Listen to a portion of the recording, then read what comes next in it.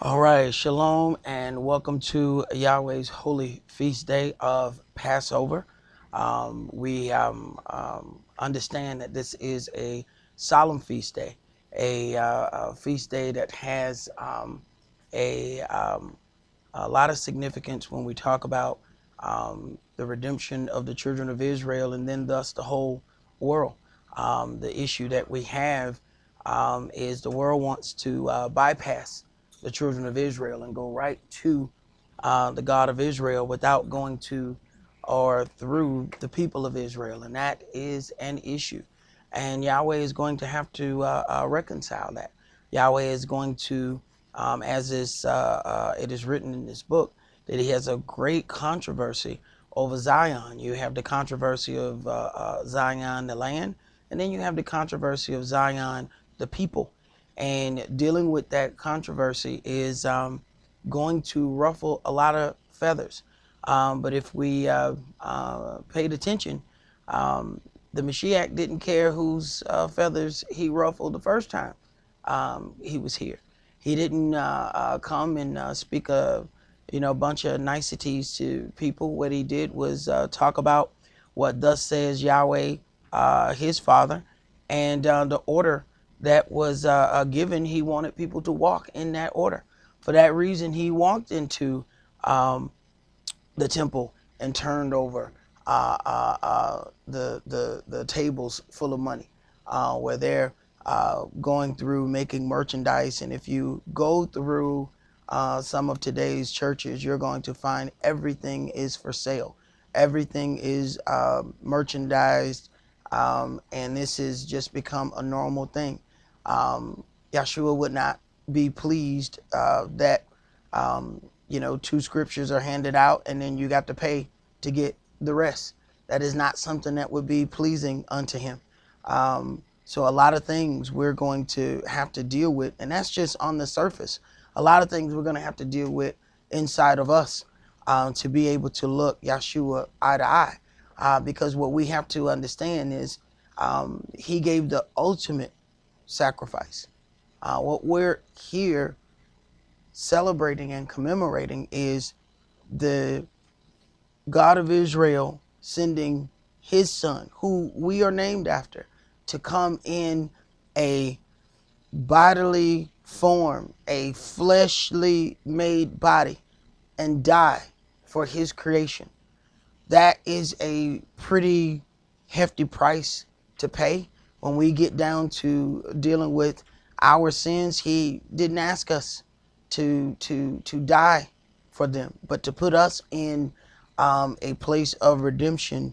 There had to be some righteous blood that had to be shed, because the blood of animals, the blood of bulls and goats and lambs, was just something to get us to that point.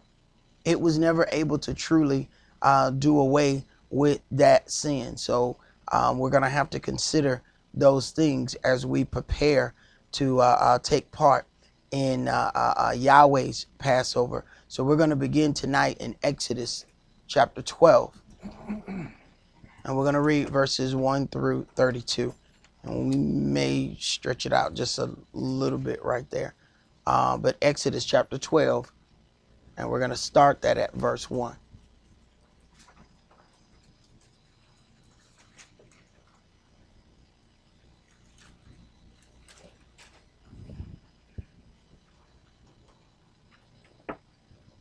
Exodus chapter 12 and verse 1.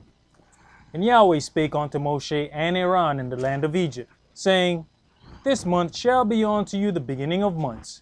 It shall be the first month of the year to you. Speak you unto all the congregation of Israel, saying, In the 10th day of this month they shall take to them every man a lamb, according to the house of their fathers, a lamb for an house.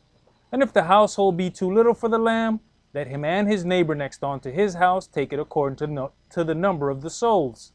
Every man according to his eating shall make your count for the lamb. And we understand that this could be a problem today, because most of us don't even know our neighbors. Go ahead.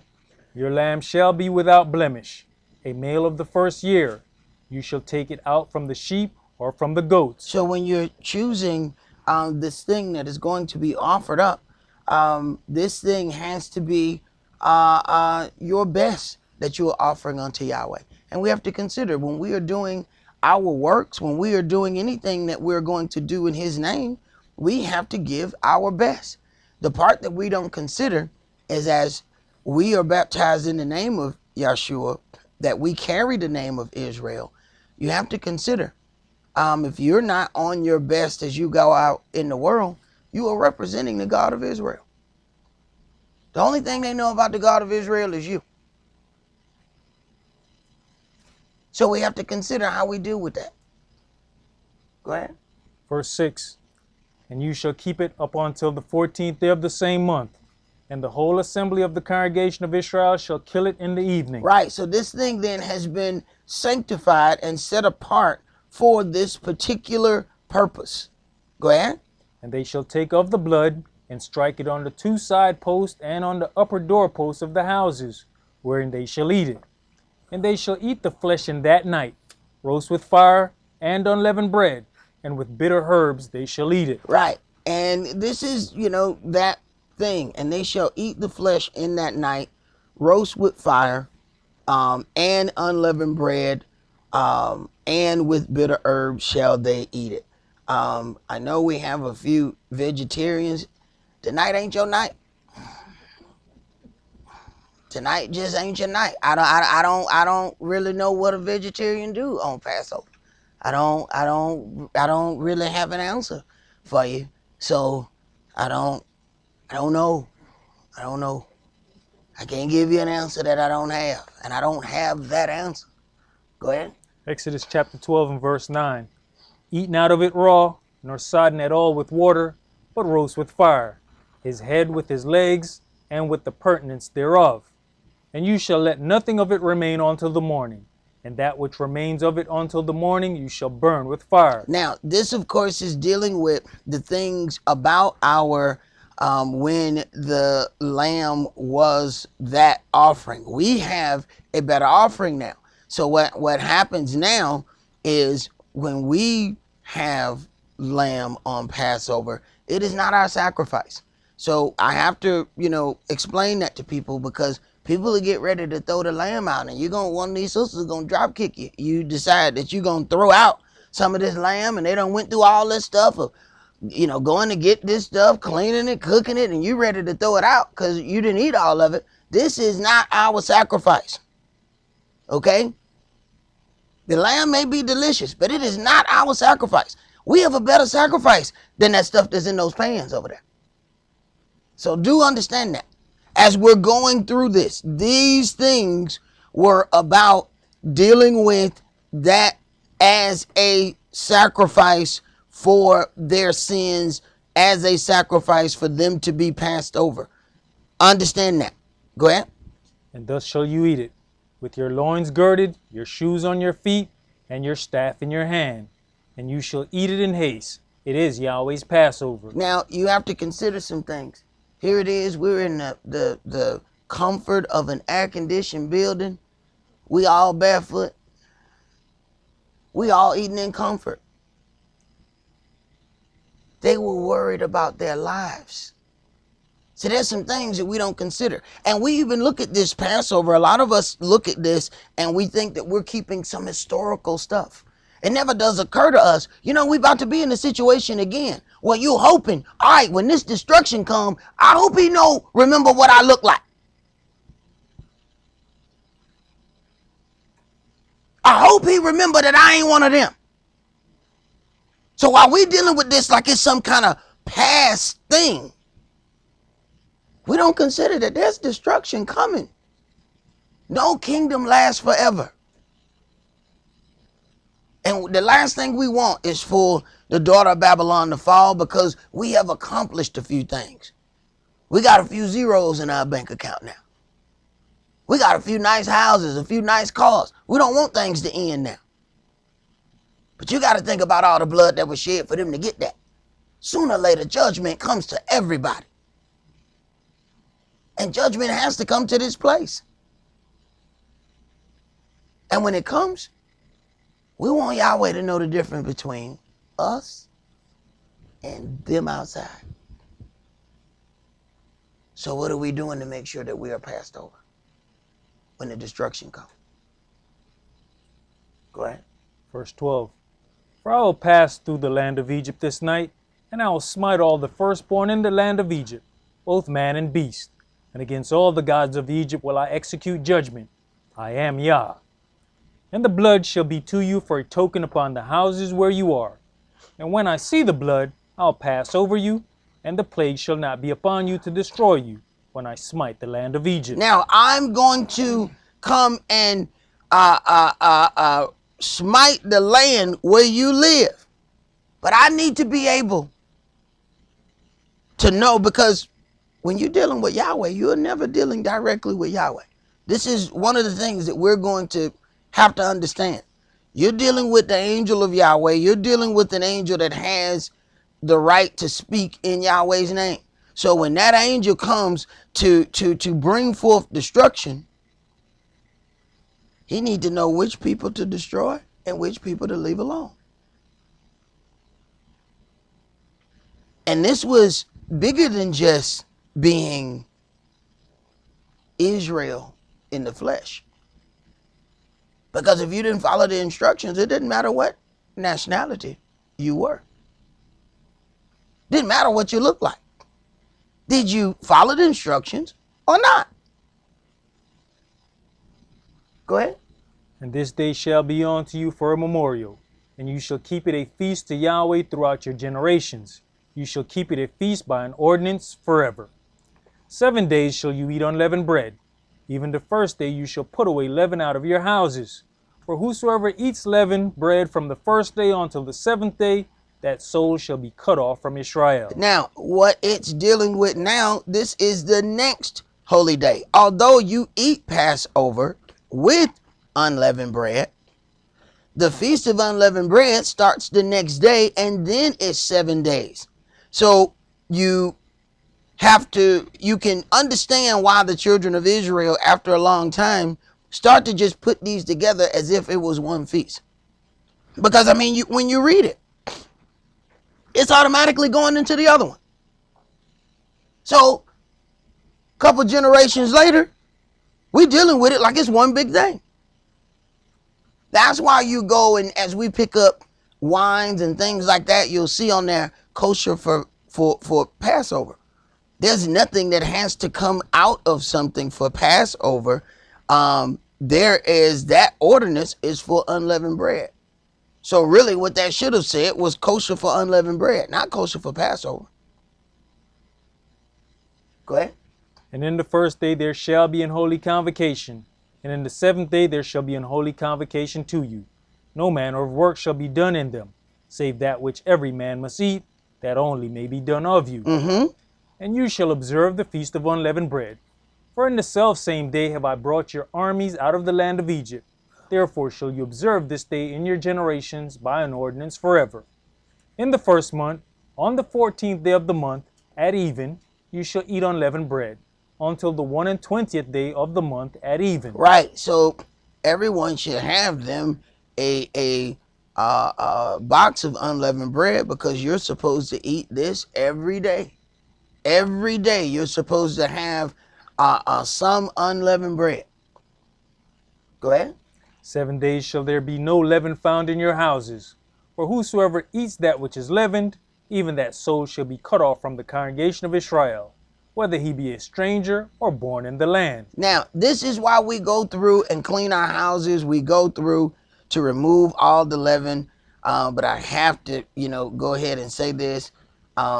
7 days there shall be no leaven found in your houses, for whosoever eats that which is leavened. Sometimes we looking in the cleaning products. We all up under the bed looking at all kind of stuff. Look, unless you gonna eat the carpet, the whatever leaven is in that carpet ain't gonna bother you, boo-boo. That's in that carpet. So sometimes we going so far.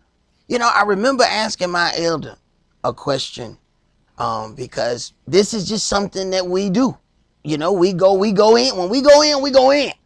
If we're gonna do wrong, we're gonna do all the way wrong. We're gonna do right, we want to do all the way right. That's just us as a people. I respect that. So I'm watching, couple years back. This might have been about 7, 8 years ago. I'm watching all the sisters go through everything, and they down to all kind of thing in the cheese, and they going through all kind of. Just all. They done got scientific with it. So they were talking about something was in the fish food. And they was like, oh man, you gotta throw out the fish food.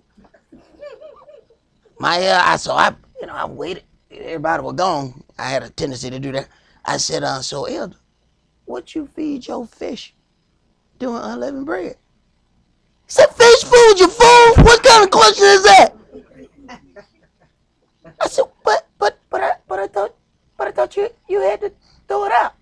I'm gonna throw you out of here if you don't start reading. I was done. That was it. Now I didn't go pick that fight with everybody else who was doing that. If that's what they need to do for their house, that's what they gotta do. But I'm not going on fish food check to see if your fish food got leaven in it. Okay? I'm not eating the fish or his food. So that has no bearing on my salvation. But I leave other people alone. Go ahead, bro. I just wanted to say I did do that. There actually is a fish food without. So he got a holy fish at the house. His fish don't swim like the rest of ours. You know what I'm saying? So he got holy fish at the house. So his fish ain't got no leaven in his food. Right? I'm sure y'all sure gonna be looking for your fish when they come back. Read, man. Verse 20. You shall eat nothing leavened, and all your habitations shall you eat unleavened bread. Then Moshe called for all the elders of Israel, and said unto them, Draw out, and take you a lamb according to your families, and kill the Passover. And you shall take a bunch of hyssop, and dip it in the blood that is in the basin, and strike the lintel and the 2 side posts with the blood that is in the basin. And none of you shall go out at the door of his house until the morning. None of you shall go out of his house until the morning. Now, when you read some of this and you get further down, it says there was a mixed multitude that went out with the children of Israel. You have to wonder if that mixed multitude got their protection as well. See, after a while, you start looking. What y'all doing?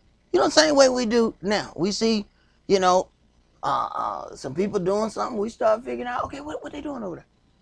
And then we'll follow certain things. You have to wonder if those people that sat there and watched what was going on with us and said, what y'all doing with them, with all them lambs?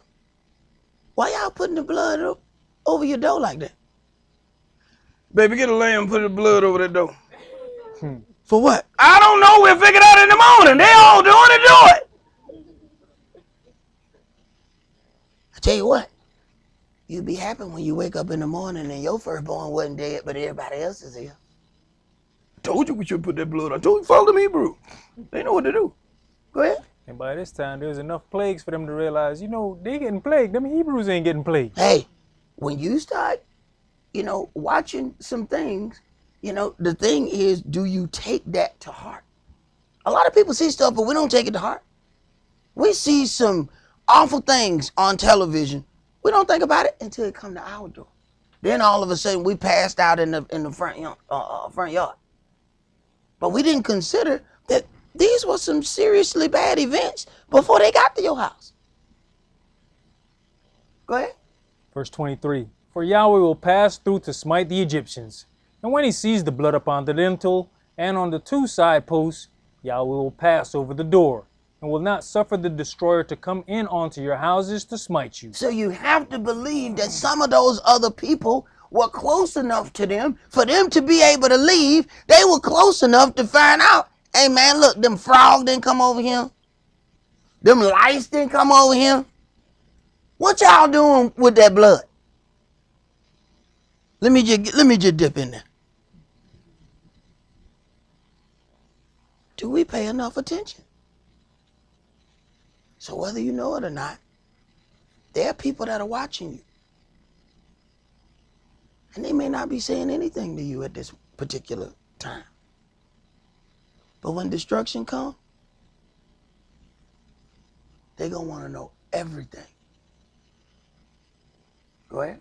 And you shall observe this thing for an ordinance to you and to your sons forever. And it shall come to pass, when you be come into the land which Yahweh will give you, according as he has promised, that you shall keep this service.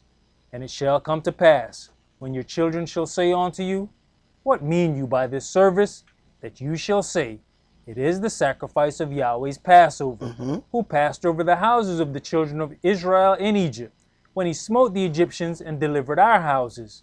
And the people bowed the head and worshipped. And the children of Israel went away, and did as Yahweh had commanded Moshe and Aaron. So did they. And it came to pass that at midnight Yahweh smote all the firstborn in the land of Egypt, from the firstborn of Pharaoh that sat on his throne unto the firstborn of the captive that was in the dungeon, and all the firstborn of cattle. And Pharaoh rose up in the night, he and all his servants, and all the Egyptians. And there was a great cry in Egypt, for there was not a house there where there was not one dead. And you have to consider something. The children of Israel live where? In Goshen, right? So they all in the same place. What they need to mark over the door with the blood for? Would have been relatively easy if see, it would be more difficult now to save us than it was then. You even go back a couple generations, you can tell exactly where the black people live. Now, we done got some money now. We sprinkled here and about. We everywhere. It is actually harder now for him to come and save us. Because you got 2 of us here, then another 10 miles, and 1 of us over there, another 5 miles, and 2 down in this hole. We need to do more to stand out. He could have easily just said they all in the same place. Because the Egyptians don't want to live next to these people. They just want, they're the servants. So we just get them to work and then they go back. Real easy. Just pass over this whole town. They all sitting right there. I don't want the disobedient ones in that town. Here are the instructions. All the ones that don't follow the instructions, make sure they suffer too. Go ahead. And he called for Moshe and Aaron by night, and said, Rise up, and get you forth from among my people, both you and the children of Israel, and go, serve Yahweh, as you have said. Also take your flocks and your herds, as you have said, and be gone, and bless me also. Right. When it comes time for people and they are receiving righteous judgment, now they're ready to give you all of those things that they wouldn't give you before. They're going to be throwing reparations at us. Here, you go out and you take all these reparations and bless me also. Right. Right. All that great pride going to come out. Yahweh know how to bring it out. Go ahead, brother. Keep going. And the Egyptians were urgent upon the people that they might send them out of the land in haste, for they said, We be all dead men. And the people took their dough before it was leavened, their kneading troughs being bound up in their clothes upon their shoulders. All right, so then we see as we start going into that he was pushing the next part, which is unleavened bread. But we're going to get into that tomorrow.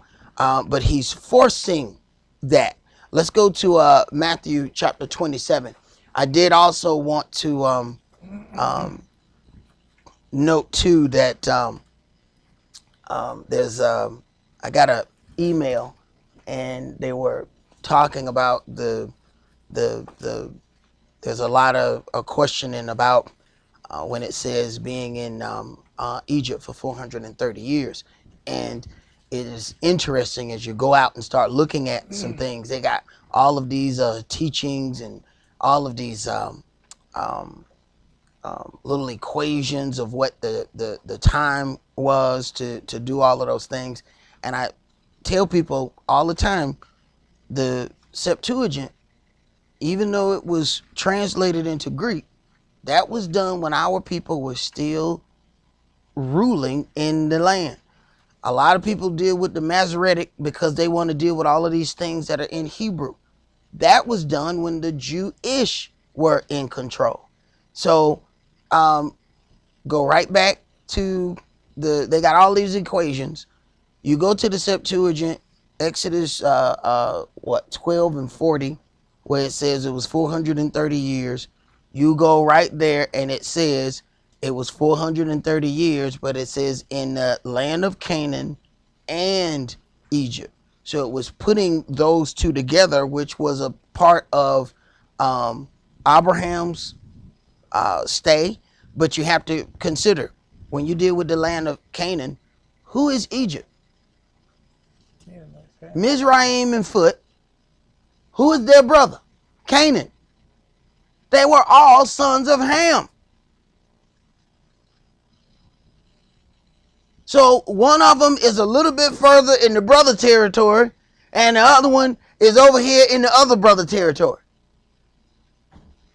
So don't let these people, because if you catch on to that, instead of just going to that one book and reading it, what they got you doing is going by all of their equations of adding up ages and all of this, and you'll spend 4 or 5 hours dealing with that, and you can go to one book and turn to it and then say, oh, okay, and you're gonna do whatever that was you were doing before, instead of spending the next 10 hours with some kind of number equation trying to figure out all of those things.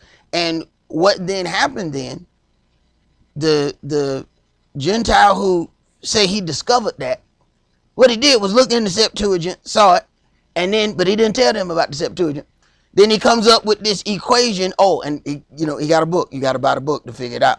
So he got a book when all he had to tell you was, oh, go to the Septuagint on page 746. But then again, nobody would buy his book. So be careful how you hear what you hear. Matthew chapter 27. And let's start that at verse 1.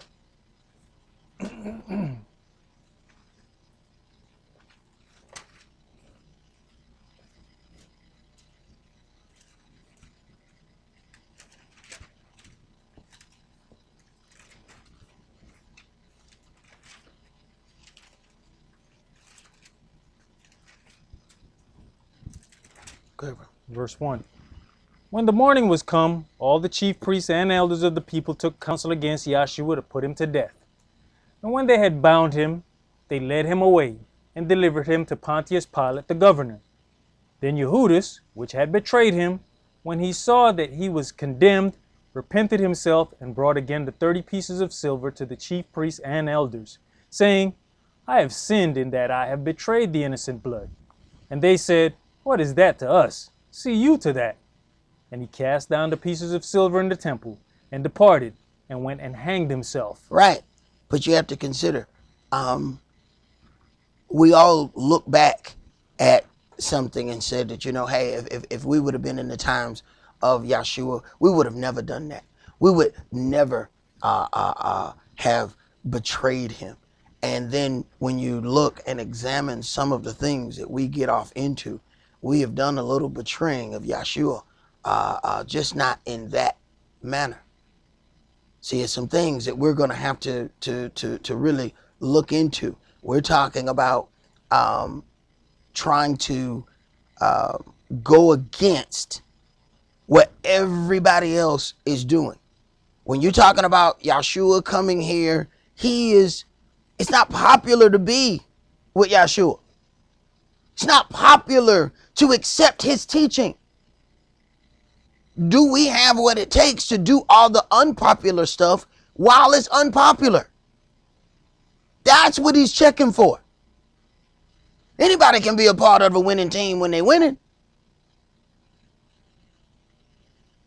But see, at this point, there are things where they're not quite sure if he's that man.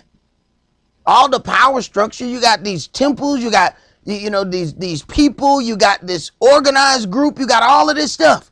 And then you got this guy who roamed from place to place doing miracles and saying some things. If he was here today, going from place to place, will we be able to accept him? Will we know his word? Go ahead.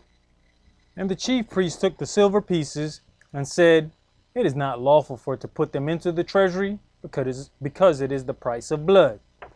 And they took counsel and bought with them the potter's field to bury strangers in. Wherefore that field was called the field of blood unto this day.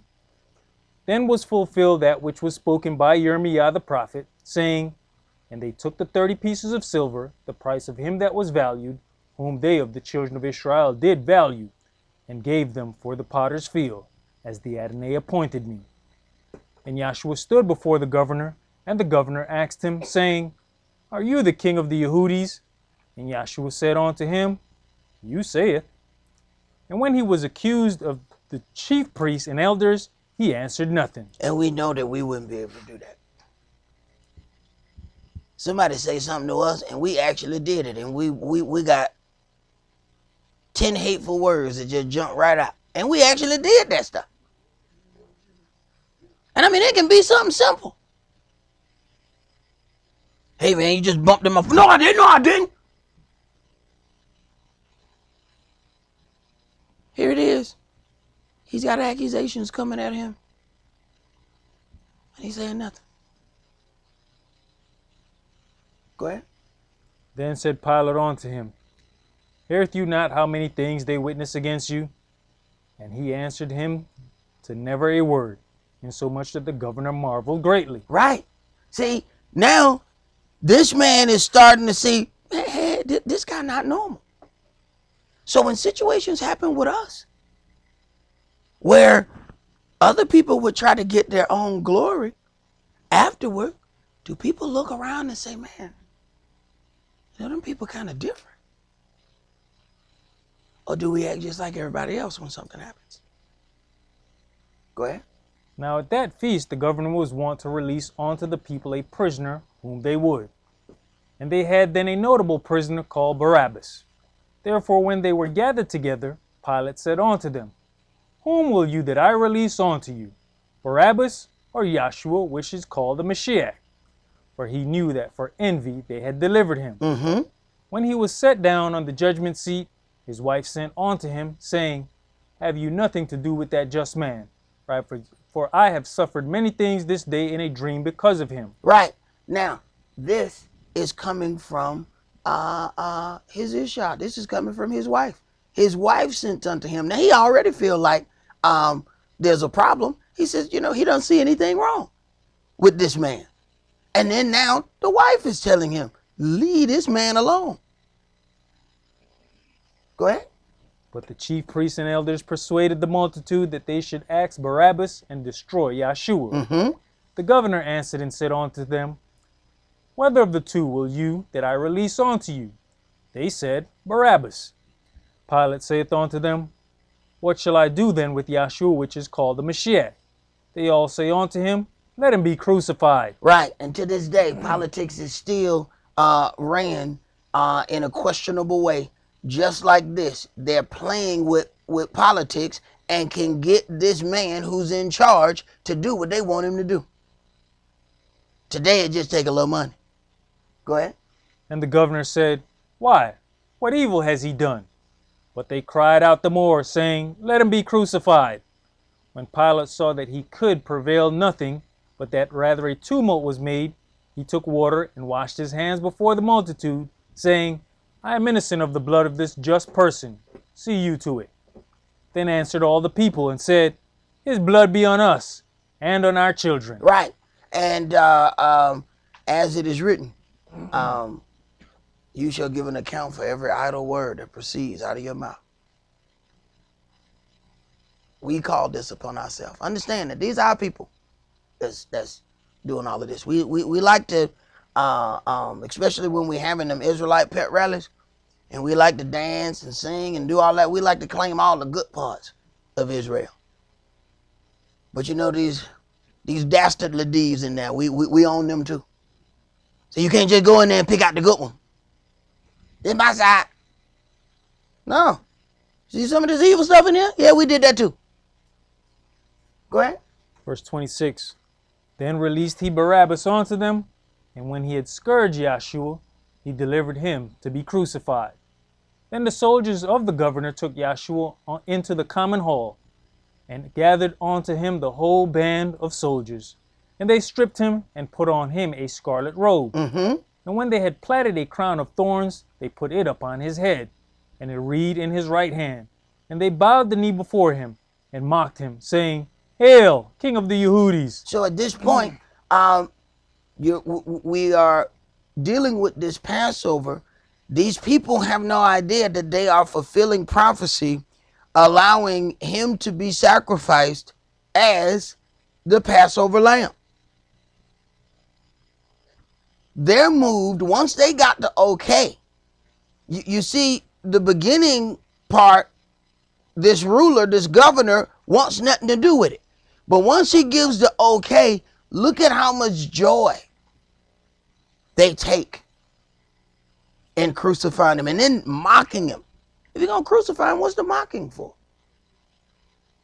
What's the crown of thorns for? Go ahead. And they spit upon him, and took the reed, and smote him on the head. And after that they had mocked him, they took the robe off from him, and put his own raiment on him, and led him away to crucify him. And as they came out, they found a man of Cyrene, Simeon by name. Him they compelled to bear his cross. And when they were come unto a place called Golgotha, that is to say, a place of a skull, they gave him vinegar to drink mingled with gall. And when he had tasted thereof, he would not drink. And they crucified him, and parted his garments, casting lots, that it might be fulfilled which was spoken by the prophet. They parted my garments among them, and upon my vesture did they cast lots. And sitting down, they washed him there. Right. So they are steadily fulfilling scripture, and they have no idea. This is what happens when the feelings take over and the feelings start to drive the vehicle. You think about all of that stuff later. Just like Yehudas, after he has betrayed Yahshua, now he come thinking about all of these things. But he wasn't in control of his own vehicle until the deed was done. Go ahead. And set up over his head his accusation written, This is Yahshua, King of the Yehudis. Then were there two thieves crucified with him, one on the right hand and another on the left. And they that passed by reviled him, wagging their heads, and saying, You that destroyeth the temple and buildeth it in 3 days, save yourself. If you be the son of Elohim, come down from the cross. Right. Now, that was a very easy statement to say because they really loved their temple and the temple was still standing. See, it's real easy to deal with those things beforehand.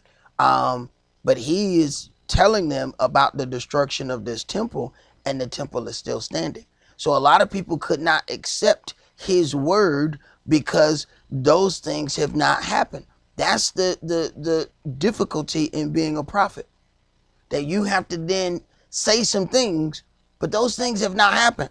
So all the people look at you questionable. Because you could just be a bald-faced liar. He just lying. This stuff he's saying, ain't none of this stuff happen. Well, that's the difficulty in prophecy. It takes a minute to see whether that prophecy came true or not. So in that part, you are in not only questionable standing, but Israel is ready to kill you. So whereas we have all of these people who want to be prophets today, being a prophet is a very dangerous job amongst Israel.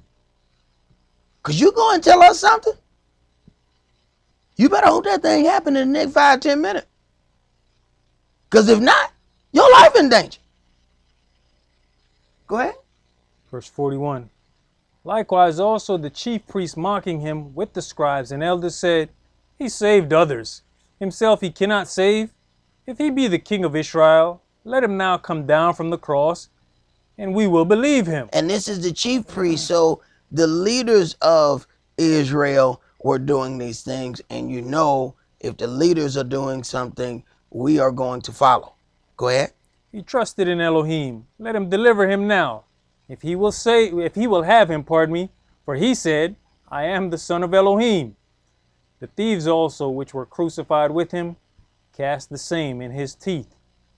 Now from the 6th hour there was darkness over all the land until the 9th hour. And about the 9th hour, Yahshua cried with a loud voice, saying, Eli, Eli, lama sabachthani, that is to say, my Elohim, why have you forsaken me? Some of them that stood there, when they heard that, said, This man calleth for Elias. And straightway one of them ran and took a sponge and filled it with vinegar and put it on a reed and gave him to drink. The rest said, Let be, let us see whether Elias will come to save him. Yahshua, when he had cried again with a loud voice, yielded up the ghost. And behold, the veil of the temple was rent in two from the top to the bottom, and the earth did quake, and the rocks rent, and the graves were opened, and many bodies of the saints which slept arose. Now, you got to think, some of the people that done slapped him and spit on him, boy, they got something going through their head right now. Go ahead. And came out of the graves after his resurrection, and went into the holy city, and appeared unto many. So, you're talking about people then who came out of their graves, but the thing that distinguishes that from Yahshua, those people gonna go back to their graves. They gonna die again. Go ahead. And when the centurion and they that were with him, watching Yahshua, saw the earthquake and those things that were done, they feared greatly, saying, Truly, this was the Son of Elohim. Right. And this is not how we want to discover those things. After we have already done enormous amounts of evil, and then get to the point where, oh, this was the Son of Elohim. Let's go to Leviticus chapter 23.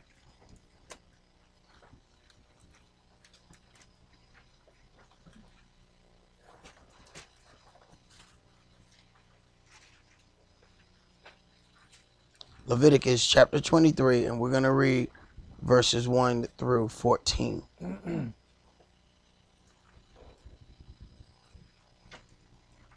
And Yahweh spake unto Moshe, saying, Speak unto the children of Israel, and say unto them, concerning the feast of Yah, which you shall proclaim to be holy convocation, even these are my feasts. 6 days shall work be done, but the 7th day is the Sabbath of rest, and holy convocation. You shall do no work therein. It is the Sabbath of Yahweh in all your dwellings. These are the feasts of Yahweh, even holy convocations, which you shall proclaim in their seasons.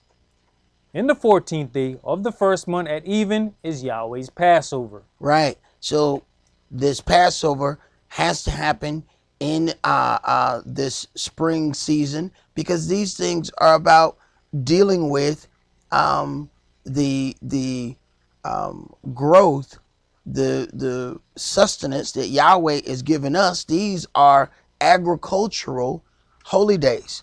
So when you consider that, then a lot of these things have to happen in the correct season, because you won't have that growth if it doesn't happen in that season.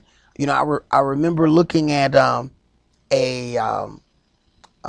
little something on television where they were talking about how bad the Georgia farms had suffered in a lot of the storms. It was a lot of destruction. And sometimes when one thing happens, you know, it affects other things. You don't really consider how many problems there might have been for a particular thing, because we got a Walmart down the street. They always got vegetables in there. If y'all have noticed, there's an enormous amount of blackbirds that are all around that have not been around before. And I don't know, it seemed like the kind that they had to make the little scarecrow dude, they had to make the little man to run away. Man, these birds are in neighborhoods, and these some thug birds. They are jumping on other birds. I watched them attack a bird in the air. First of all, I'm looking and seeing big hunks of feathers just fall down in my driveway, and I'm trying to figure out, okay, where the feathers coming from? I look up, 4 or 5 of those birds in the air going at another bird. So I'm like, wow, that's strange. I don't think I've ever witnessed. I normally see that kind of stuff when I'm flipping through the channels. I don't normally see a real live attack on another bird. Okay. Go somewhere else. I'm on the other side of town. Douglasville, way away from here. Hear those sounds. Look up. 4 or 5 of them attacking another bird. Same thing. I'm like, this is some strange stuff. Guy come outside. He said, yeah, man, I just saw the same thing about 2 or 3 days ago. Something ain't right around here. I have no idea what that is, but something is not right. I have never seen, and when we were young, we stayed outside. We was always outside. So for us to come from that generation who always played outside, and I had never seen anything like that, and for me to see 2 and hear about another one in 1 week, something is seriously going on here. And we need to pay attention, because that's not normal stuff. Go ahead. Verse 6. And on the 15th day of the same month is the feast of unleavened bread unto Yahweh. 7 days you must eat unleavened bread. Right. And now when you get into Leviticus, you see that there's a separation in those things. When you read in Exodus, you see when we read, it flowed right through. So you can see if the children of Israel got kind of accustomed to one thing, but didn't really deal with the other one, you can see how we eventually start putting them together as it's one feast. So you automatically see in the beginning here in Leviticus 23, it seems like it's strange, because in verse 3, he starts off, 6 days shall work be done, but the 7th day is the Sabbath of rest, a holy convocation. You shall do no work therein. Is the Sabbath of Yahweh in all your dwellings. Then verse 4, these are the feasts. What he was doing was giving you the breakdown of how the feasts were put together. There's 7 days in creation. There's 7 golden candlesticks. In Isaiah 11 verses 1 and 2, there are 7 spirits. These things are connected to one another. So he first gives you the breakdown. It seems like it's just coming out of nowhere in verse 1 through 3, and then it's going into these feasts. So we got Passover, then the next day begins the Feast of Unleavened Bread. So all the leaven should be out of your houses by tomorrow night. Go ahead. Verse 7. In the first day you shall have an holy convocation. So the first day of unleavened bread is going to be a Sabbath. No matter what day it's on, it is going to be a Sabbath. So tomorrow at sundown begins the Feast of Unleavened Bread, and it will be a Sabbath. Go ahead. You shall do no servile work therein. Servile work is work that you get paid for. Go ahead. But you shall offer an offering made by fire unto Yahweh 7 days. In the 7th day is an holy convocation. You shall do no servile work therein. And Yahweh spake unto Moshe, saying, Speak unto the children of Israel, and say unto them, When you be come into the land which I give unto you, and shall reap the harvest thereof, then you shall bring a sheaf of the first fruits of your harvest unto the priest. Then you shall bring a sheaf of the first fruits. This is the first of your increase that we are supposed to bring unto Yahweh. Go ahead. And he shall wave the sheaf before Yahweh to be accepted for you. On the morrow after the Shabbat, the priest shall wave it. On the morrow after the Shabbat, the priest shall wave it. This is the Feast of First Fruits. Somebody was telling me they was talking to some people and they had mentioned first fruits, and they were like, what is that? This is directly correlating to the Mashiach. He's the first fruits of men. This is first fruits already set up. So when we're talking about Leviticus in the Old Testament, he's already dealing with the Mashiach here. A lot of of people don't see Christ right here. You have Passover, day 1. Feast of Unleavened Bread, first day, that's day 2. First fruits is the next day, that's day 3. He rose on the 3rd day as first fruits unto men. It was already set up way before he got here. His way was already made for him. Go ahead. And you shall offer that day when you wave the sheaf and he lamb without blemish of the first year for a burnt offering unto Yahweh. Right. And you shall offer that day when you wave the sheaf a he lamb. He was already set for this spot. Go ahead. And the meat offering thereof shall be 2/10 deals of fine flour mingled with oil, an offering made by fire unto Yahweh for a sweet savor. And the drink offering thereof shall be of wine, the 4th part of an hin. Right. I know a lot of us come out of the Christian understanding. We gonna have real wine here and real unleavened bread. There ain't gonna be no grape juice and a saltine cracker. That's not gonna happen here. Okay? Because we were trying to make our own righteousness, now we think, the grape juice is just as good as wine. No, it ain't. The bread represents his body. The wine represents his blood. If you got the wrong bread, you got fake body. If you got grape juice instead of wine, then you got fake blood. So you got fake body and fake blood. All while trying to be or have our own righteousness because we don't want to have wine in the church. I got cases of wine in here.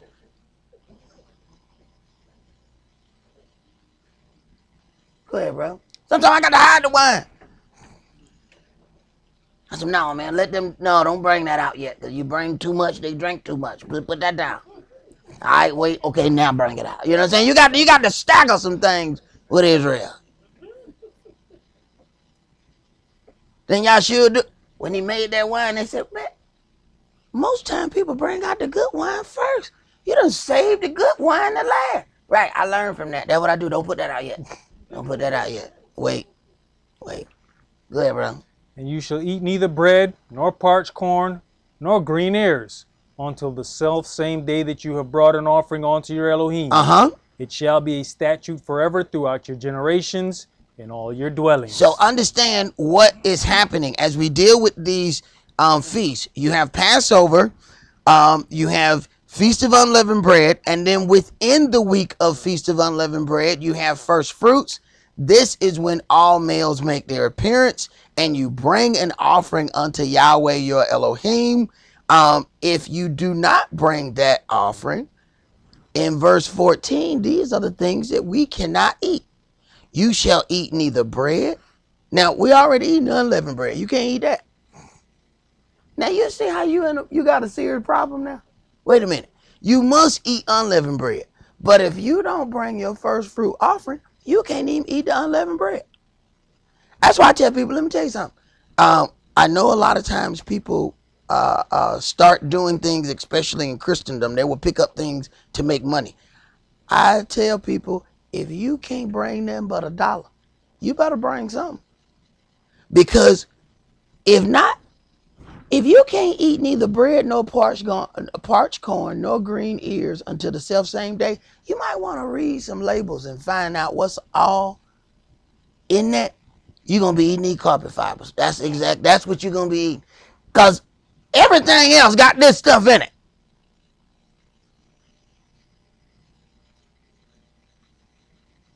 So when you talk about making our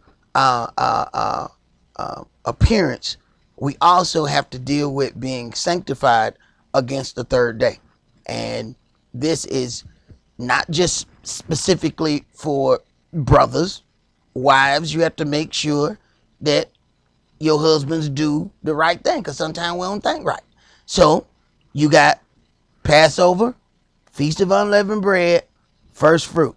Being sanctified against the 3rd day, that means there is no cohabitation. Sleep downstairs if you got to sleep downstairs. But by the time we make our appearance on first fruit, the men should be completely sanctified, meaning that they have not engaged in any marital activities in those 3 days. Now, if I have to draw a chart for some of y'all,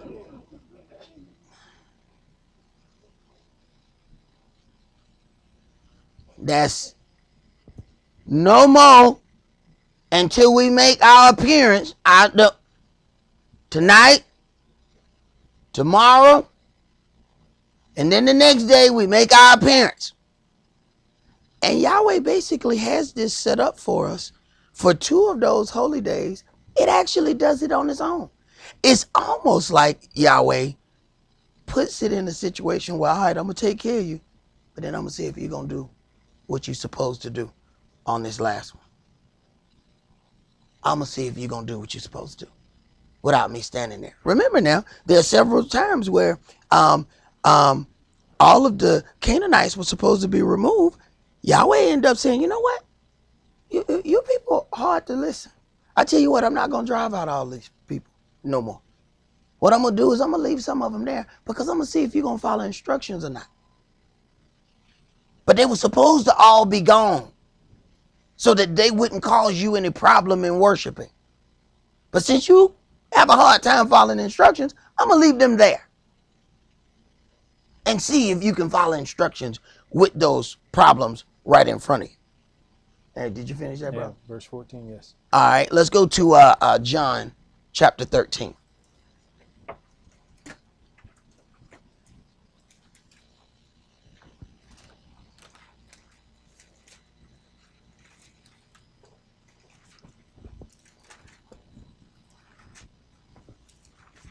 And I know our appearance is not, it's a couple days away, but we have to understand and say these things now so that there's not confusion over what it is we're doing and preparing for what it is that we're supposed to be doing. John chapter 13, and let's read verses 1 through 15. Now, before the feast of the Passover, when Yahshua knew that his hour was come, that he should depart out of this world unto the Father, having loved his own which were in the world, he loved them unto the end. And supper being ended, the devil having now put into the heart of Yehudas Iscariot, Simeon's son, to betray him, Yahshua, knowing that the Father had given all things into his hand, and that he was come from Elohim and went to Elohim, he rises from supper, and laid aside his garments, and took a towel and girded himself. After that he pours water into a basin, and began to wash his disciples' feet. And we're going to do it exactly in that order. We're going to first, after we are finished, all of those who have been baptized in the name of Yahshua, you will take part in the body and the blood of Yahshua. Then we will have our meal, and then after that we will go and then deal with the foot washing. So, and honestly, before coming into the word, I had never heard or seen anybody really deal with foot washing. But this plays a real significant role in what we're supposed to do with one another. Because if you go and read the things in the Old Testament, they were full of all of these carnal washings. They had to do this, they had to do that, they had to do all of these things. And Yahshua didn't do away with all of them. What he did was put them all into one. And this is what you'll hear a lot of people say, oh, he did away with the law. No. That's not what he did. No. He combined some things and let a lot of things take care of several things at once. Go ahead. And to wipe them with the towel wherewith he was girded. Then cometh he to Simeon Peter, and Cephas says unto him, Adonai, does you wash my feet? Yahshua answered and said unto him, What I do you knoweth not now, but you shall know hereafter. Cephas says unto him, You shall never wash my feet. Yahshua answered him, If I wash you not, you have no part with me. Right. So he is cleansing him on a level that he really doesn't understand. Go ahead. Simeon Peter says unto him, Adonai, not my feet only, but also my hands and my head. And none of that is necessary. See, this is where sometimes we take something and see, we say, okay, so more is better. So now let's do all of this. No. No, you don't need to do that. Go ahead. Yahshua says to him, He that is washed needs not save to wash his feet, but is clean every whit. And you are clean, but not all. Mm-hmm. For he knew who would betray him. Therefore said he, You are not all clean. Right. So the foot washing is not going to help the betrayer. Because he has done something so deep, or is about to do something so deep, that it's not going to help him at all. Go ahead. So after he had washed their feet, and had taken his garments, and was set down again, he said unto them, Know you what I've done to you? You call me master and Adonai. And you say, Well, for so I am. Mm-hmm. And if I then, your Adonai and master, have washed your feet, you also ought to wash one another's feet. You also ought to wash one another's feet. And if you mention that to people without reading it, there are some people that are going to seriously fight against that, because we that's not anything normal for us to be washing one another's feet, because we haven't grown up in this culture. But what we do in dealing with that is we're taking a part in cleansing and regenerating one another. That's what this is about. And we must do this to one another. Read the last verse. For I have given you an example that you should do as I have done to you. Right. I have given you an example that you should do as I have done to you. Let's go to our 1 Corinthians chapter 11.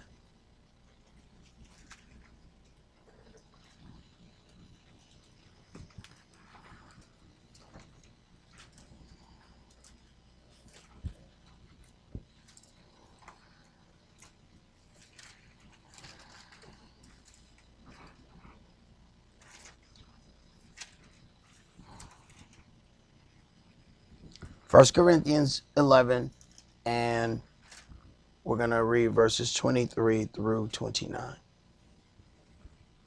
For I have received of the Adonai that which also I delivered unto you, that the Adonai Yahshua the same night in which he was betrayed took bread. Mm-hmm. And when he had given thanks, he brake it and said, Take, eat. This is my body, which is broken for you. This do in remembrance of me. Now, understand how Yahshua dealt with things. Remember, there was a part where he said, unless you eat my flesh and drink my blood, you have no part in me. A lot of those disciples turned around and left him, because they said this man is some kind of strange cannibal. He's dealing with some kind of wicked stuff he got going on. We can't deal with this man. He could have easily told those people, this bread is going to be the substitute for my body, and this wine is going to be the substitute for my blood. But he let them in their feelings drive them. Go ahead. After the same manner also he took the cup, when he had supped, saying, Hold on, bro.